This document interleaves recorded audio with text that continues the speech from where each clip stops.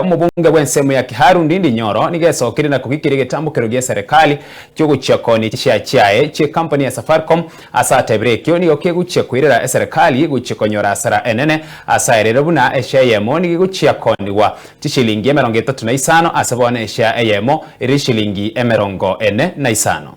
I am a proponent of government divestitures in terms of the government doing as least business as possible. But I don't think there is a Kenyan who can support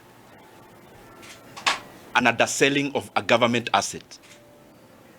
SAFARICOM PLC is the most prized asset that Kenya has. There is no other company that GOK has a stake that is as consequential as SAFARICOM PLC, based on its worth, its market cap, and of course its stature in the economy. The bigger concern that I have, and we must have as Kenyans, is the fact that the government of Kenya is proposing to sell SAFARICOM PLC, the 15% stake, at 34 shillings. Kenyans need to know that SAFARICOM shares were trading at an average of 45 shillings in 2021. Valuing SAFARICOM PLC at 1.8 trillion Kenya shillings in 2021.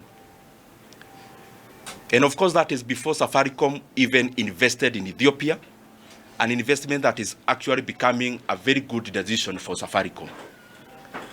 And what I just want to say is that the people who are on the other side of the table in this negotiation of the sale, and especially the people from the National Treasury, they are either self-interested, incompetent, or both.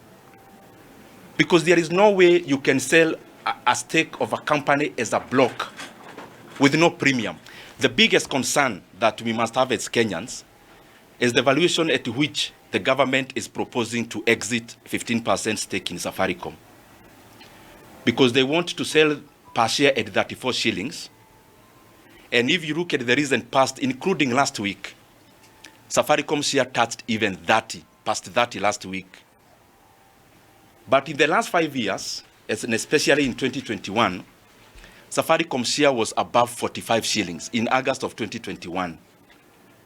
And when you are valuing on how to buy or sell a company, you as the seller must get the best deal in terms of the price. But it looks like the people who are representing the people of Kenya in government in this discussion and sale, they actually sided with the buyers, and they decided